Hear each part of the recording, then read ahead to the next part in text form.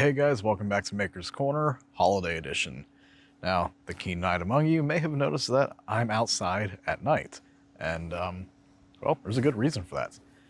As I just said, it is the holiday season, which means we need to do the most important thing, and that's decorate.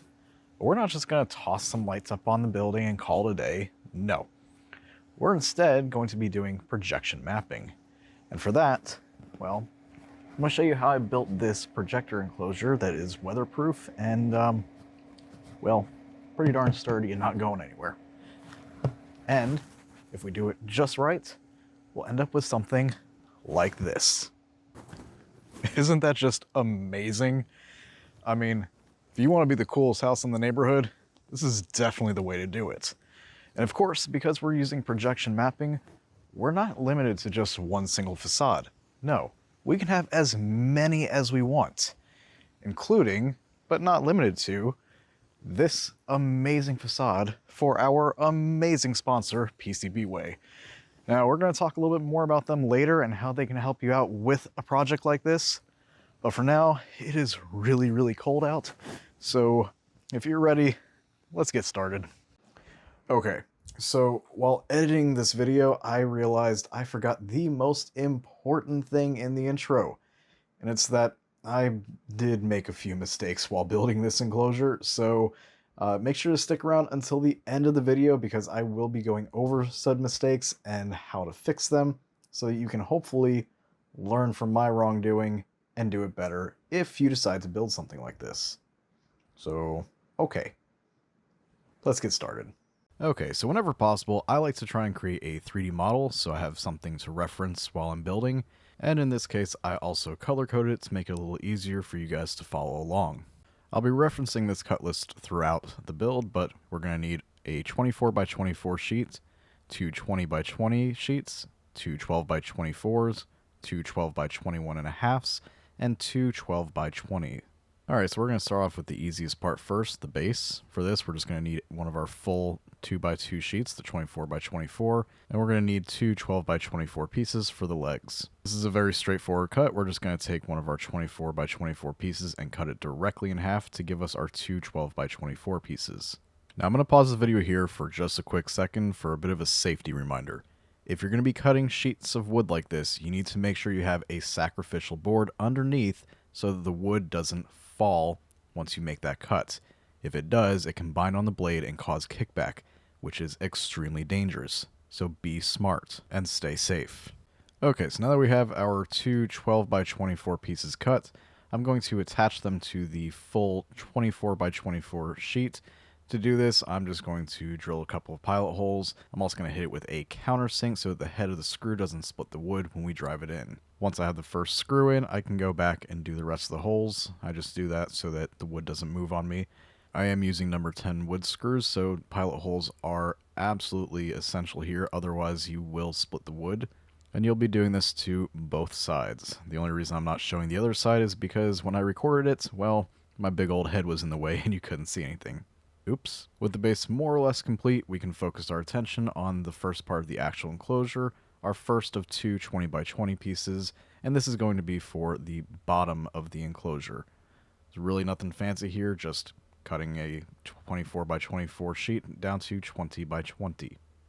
Once this is done, I'll go ahead and grab two more of our full 24x24 sheets, and I'm going to cut them in half as well to turn them into 12x24s, just like we did in the beginning of the video. And this is just so when we go to cut the sides and the front and back of our box, our material's already cut down to smaller, more manageable size to work with. Speaking of which, it's time to start working on our sides, which is our two 12x20 pieces. Now for this, I'm just going to take two of the 12x24 pieces we just cut, and I'm just going to shave them down to 21.5 inches. So now they'll be 12x21.5. Once we have the two sides of our box cut, we can now start attaching them. Now just as before, I'm only going to put one screw in at first, just to hold it in place, and then I'll go ahead and put the rest of the screws in. Now you can see I'm using my tape measure here to check to make sure that it is even height-wise on both sides. This will be very important later on to make sure that we get a good seal when we put the lid on. And then when I go to attach the other side of the box here, I'm doing the same thing. I'm making sure that the top of this piece is at the exact same height as the first piece we just attached. Once this step is complete, we can turn our attention to the front and back of the enclosure, which will be our two 12 by 21.5 inch pieces. Just as we did with the two side pieces we just cut, we're going to take our last two 12 by 24 pieces and shave them down to 12 by 20.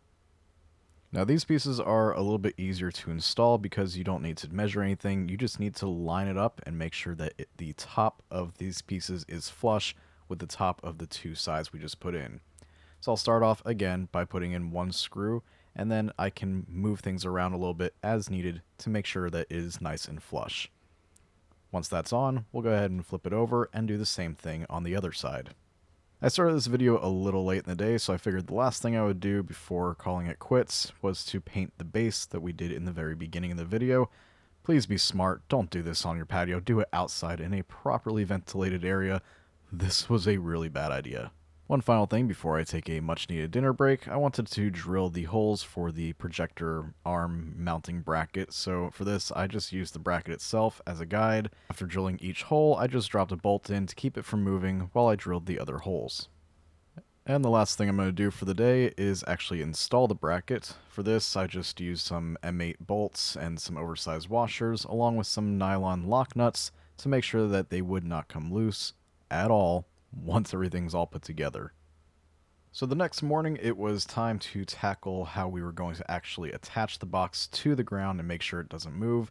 For this, I'm putting some eyelets in, and I just marked out a couple spots where I wanted the eyelets to go, nice even spacing, and I started off with a small drill and worked my way up to a 3/8 hole, which was just the perfect size for the eyelets to slot directly in with zero play. Also, feel free to completely ignore the fact that the bottom of the enclosure is already painted black. I was just testing some different paints and figured the bottom of the enclosure was a good inconspicuous place to test.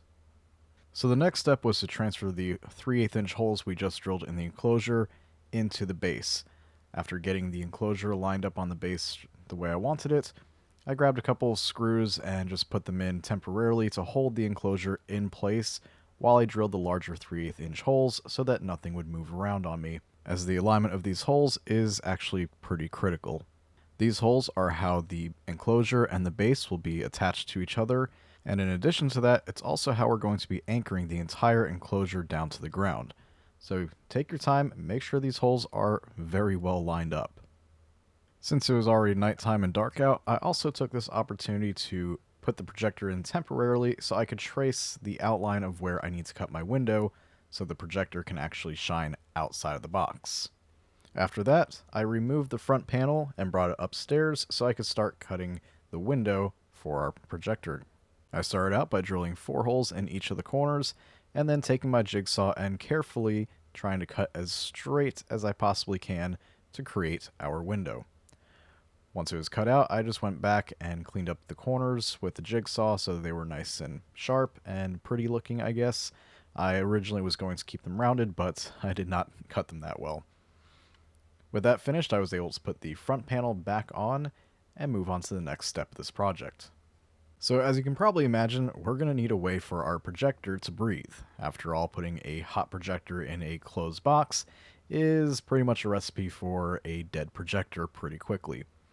I got this 4-inch hole saw off of Amazon, and I'll leave a link down in the description because it was actually one of the best hole saws I've ever used. It really left some nice clean edges. Some things that you do need to keep in mind, however, when using a hole saw, especially one of this size, is that they like to kick. So take your time, go very slow, try to keep everything as straight as possible, and be careful. After giving everything a quick and light sanding and then dusting off all the, well, dust, it was finally time for the exciting part. Time to start painting. Seeing the paint finally go on was a huge relief because I had already been doing a lot of work on this thing, and putting the paint on there just kind of signaled to me that we were getting close to the end, or at least the end of the building portion. Speaking of which, we still have one last part that we need to cut, and that is the lid. This is where we're going to cut our second 20 by 20 piece, and just as we did before, I just took one of my 24 by 24 pieces, cut it down to 20 by 20, and then we were done. we were able to give it a quick little paint job and then attach it to the rest of the enclosure, which for that I just got myself a cheap piano hinge and screwed it onto the box and then attached the lid to the hinge as well. I was actually really surprised because this hinge felt a little flimsy, but it actually turned out to be quite sturdy. With our lid installed, it was time to focus on the giant hole in the front of the enclosure, which is where the projector shines out of. For this, I used my 3D printer to create a frame that a 8x10 sheet of glass could fit in, and then I just used some super glue to permanently attach the glass to the frame. I did make a slight little mistake here, and that mistake was using super glue. I ended up going back and using some contact cement because, well, the weather here in Florida keeps getting hot and cold, and while everything held pretty well initially, with everything heating up and cooling down, expanding and contracting, the glue finally kind of gave up. So, oopsie, you live and you learn. Alright, so I know what some of you are thinking. How do I 3D print something if I don't have a 3D printer? Or maybe you do have a 3D printer, but you're not fortunate enough like me to own a Magneto X, which would be big enough to print something like this. Well, that's where today's video sponsor PCBWay can help out. Whether you're looking for custom PCBs or something 3D printed, PCBWay can help you out. They offer FDM, SLA, SLS, FJM, DMLS, and PolyJet. So whatever your project calls for, PCBWay's got you covered. They offer fantastic prices, super fast shipping, and of course, and I'm speaking from personal experience here, they are super friendly and ready to help you out with whatever your project calls for. So check them out at the link below for $5 off your first order. And again, thank you so much to PCBWay for sponsoring today's project. Now back to the video. Moving on, once the glue was dried, I took the entire frame and glass downstairs and I just screwed it into the box using some number 6 screws. I used number 6 screws here because I didn't really feel like drilling all those pilot holes, and number 6 is small enough that you can get away with not having to put any pilot holes in. Now, it wouldn't be a Maker's Corner video if I didn't forget to do something, and that thing I forgot to do was to cut a 2x4 to put in the base to kind of reinforce it, because those two flimsy little legs are not going to be strong enough. Somebody bumps into it, that thing's done for. So I cut a 2x4 down to size that would fit between the legs, painted it black to match the rest of the enclosure, and then I just screwed it in, again using number 10 screws here because, well, we want a little added strength. And number 6 screws definitely were not going to cut it here. And I also had a whole box of number 10 screws that I needed to use anyways.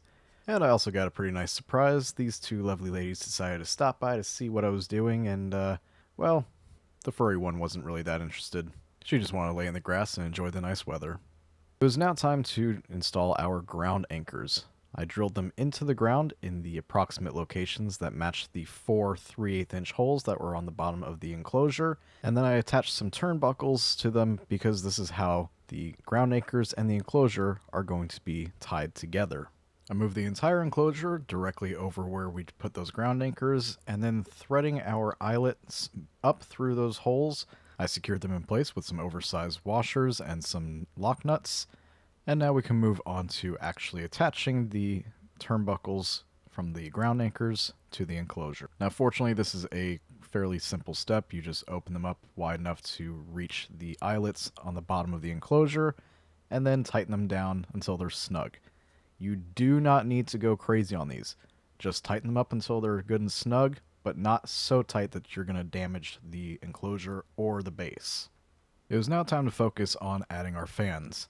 I 3D printed some guides to help me figure out where to drill the holes, and I just used a level and some painter's tape to hold it in place while I drilled those holes. With the holes now in place, completely ignoring the tear out because I was not gentle with it, we could add our fans and our fan ducts, which you'll see those fan ducts here in just a minute. I ended up using 2.5-inch long 832 screws to make sure they would be long enough to reach. I found some 3/4-inch wide PVC foam gasket that I attached to the top of the enclosure to provide a good seal between the lid and the rest of the box. Now, even though I do live in a fairly decent neighborhood, I still needed to make sure that nobody could get into this thing, or at least nobody that shouldn't be getting into it. So I got these little lock hasps from my local hardware store as well, and put them on so we could close the box and lock it up so nobody can get inside. Now, of course, we need a way to get power inside here, so I drilled a couple of holes and then used my jigsaw to widen everything up so that we could fit a power cord up through the bottom to give power to our projector and our Raspberry Pi and our fans and everything that we need to power. I installed the projector to make sure there wouldn't be any clearance issues once I go installing the rest of the components we need to run the show. And then once this was in, I was able to put some of the finishing touches, including this little grommet that I 3D printed to cover up the large gaping hole that we cut for the power cord. And I also 3D printed this little bracket to hold the outlets for all the things that we're going to need to plug in. I added a smart plug so we have a way to turn the projector on and off on a schedule, and then added all the rest of the obligatory wires that we'll need to run everything, such as power and HDMI. Once these were in, I installed the Raspberry Pi, which I also 3D printed a nice little case for, and then got all the cables and wires for it plugged in and connected as well. It was now time to position and lock off the projector where we needed it to go. This took a little fiddling, but I finally got it, and I also noticed that my little projector arm was not strong enough to hold it, so I have 3D printed a little stop that I was able to drill in right behind the projector to keep it locked in place. And there we go. That looks pretty darn good to me. Alright, so one thing that I'm not going to go over in this video is how to actually make the projection mapping show. Instead, what I'm going to do is I'm going to leave some links down in the description to some other creators who've already made some pretty awesome videos on that topic. And it's simply just because if I went over all that in this video, it would end up being, instead of a 20-minute video, it would be probably 45 minutes to an hour. And I know you guys don't have time for that. So check the links down in the description. There are some really good tutorials out there, and I'll have them linked down below. I will also have all the products I used linked down below as well, so if you want to use some of the same stuff I did, you can. And yeah, so with that being said, I guess let's go back outside.